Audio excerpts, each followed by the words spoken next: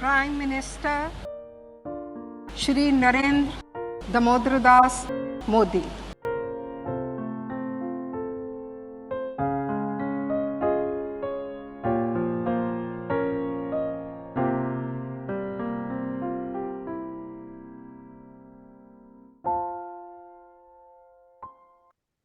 तो स्वागत है आप सभी मित्रजनों का मेरे YouTube चैनल पर। मैं सिद्धांत सहगल, वैदिक एंड केपी एस्ट्रोलॉजर।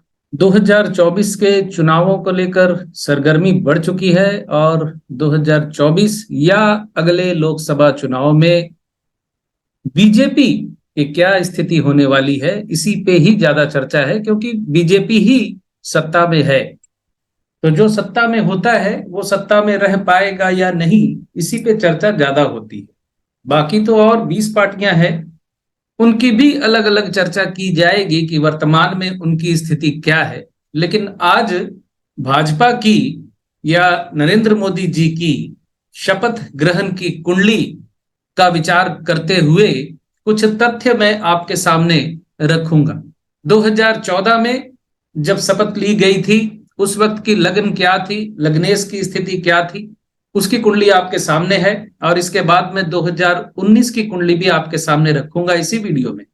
ज्यादा लंबा नहीं खींचूंगा वीडियो को, आपको सिर्फ कुछ पॉइंट्स दिखाने हैं मैंने, और उन पॉइंट्स को समझते हुए इसका मतलब भी आप लोगों ने ही निकाल लेना है, क्योंकि इतनी ज्योतिषी वीडियो देखते देखते सबको आ ही जाती है। और ऐसा नहीं है कि मैं फलादेश नहीं कर रहा हूं या नहीं करूंगा, मैं जो बता रहा हूं फलादेश बता ही दे रहा हूं, कुछ बातें आप लोगों पे छोड़ दे रहा हूं और हिंट्स पूरे दे देता हूं आपको।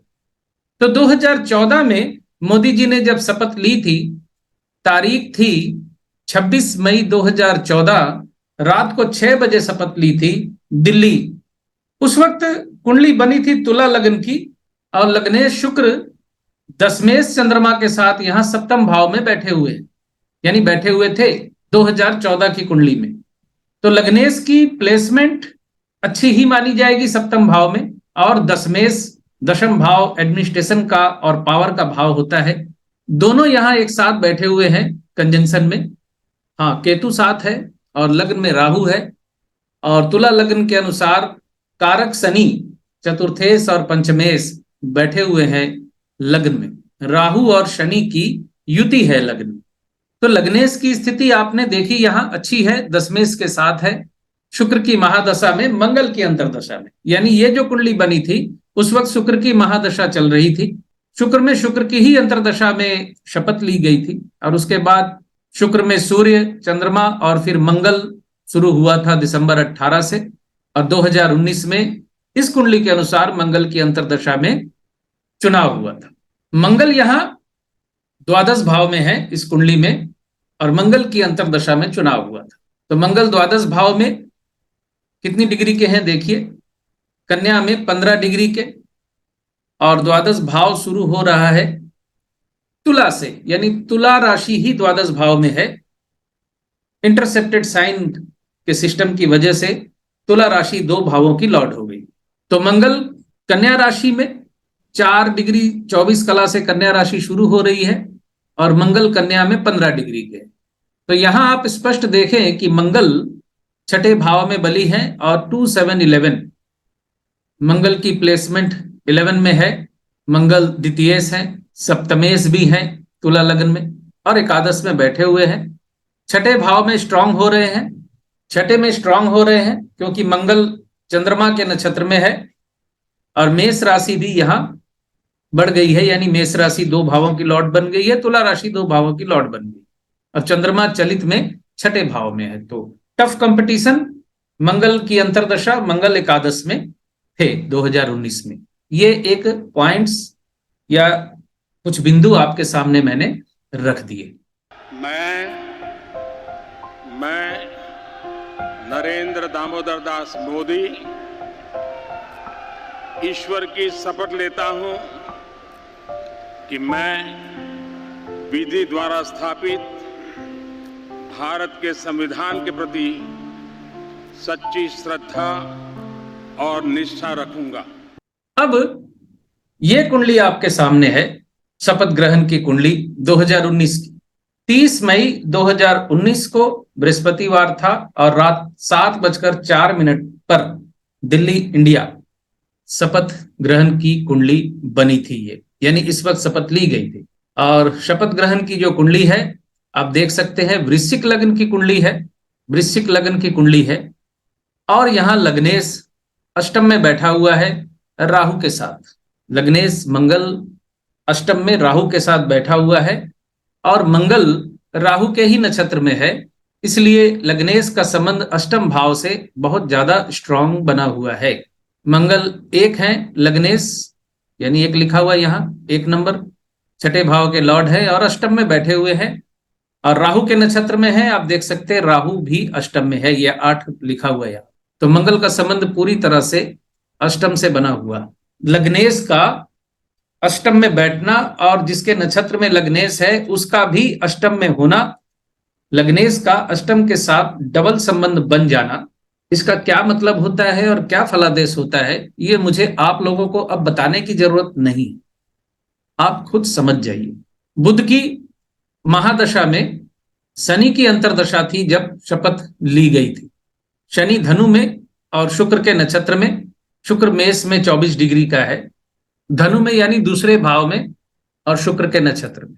शुक्र यहां कंपटीशन के भाव छठे में है। अब 2019 की स्थिति के अनुसार देखना है इस वक्त क्या है, यानी कौन सी महादशा चल रही है।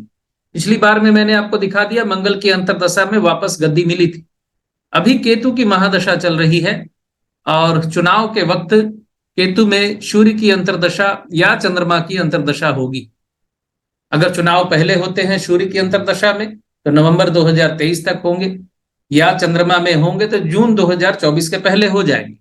तो सूर्य चंद्रमा के नक्षत्र में है, चंद्रमा भाग्येश है और चंद्रमा मीन राशि में बैठा हुआ है। सूर्य सप्तम में है भाग्येश चंद्रमा के साथ और चंद्रमा नवमेश तथा चंद्रमा पंचम में बैठे हुए। ज्योतिषीय नियमों के अनुसार 9 और 5 का योग जो होता है वो दशम भाव से काट देता है, कर्म स्थान से काट देता है। 2019 में 2014 की कुंडली के अनुसार मंगल की अंतरदशा मंगल एकादश में था, सफलता की गारंटी दे रहा था लगभग। और 2019 में मोदी जी प्रधानमंत्री बनेंगे, ये मैंने कहा भी था 6 महीने पहले।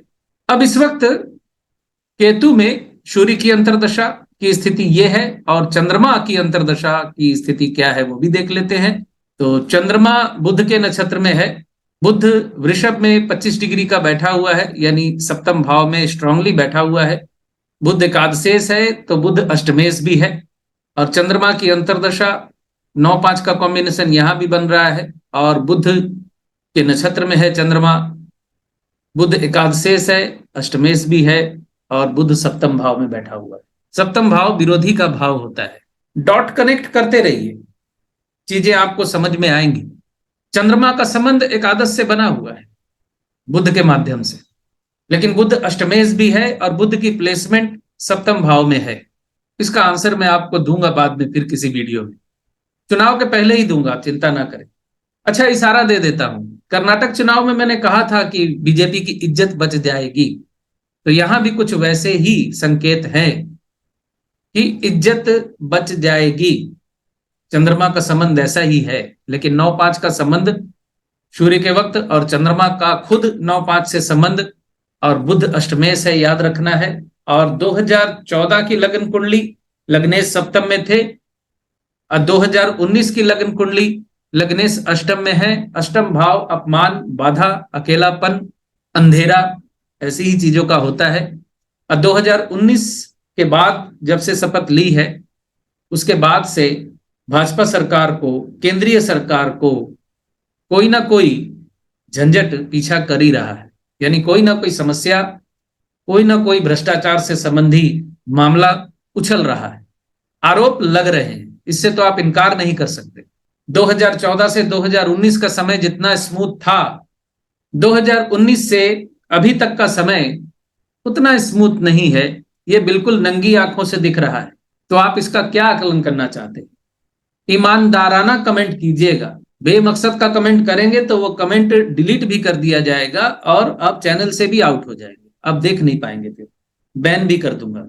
क्योंकि मैं यहाँ ज्योतिषीय आकलन देता हूं आप लोगों को, इसलिए मैं इस बार सिर्फ बोल नहीं रहा, ग्रहों की कनेक्टिविटी भी दिखा रहा हूं कि क्या स्थिति है। और ग्रहों की स्थिति इसलिए दिखा रहा हूं कि जो हमें दिख रहा है वो हम बोल रहे हैं। खैर, ये आकलन जारी रहेगा किसी ना किसी लीडर को लेकर, किसी ना किसी राजनीतिक दल को लेकर, जब तक ये चुनाव हो नहीं जाते। तो यहां मैं अपनी वाणी को विराम देता हूं। खुश रहिए, स्वस्थ रहिए।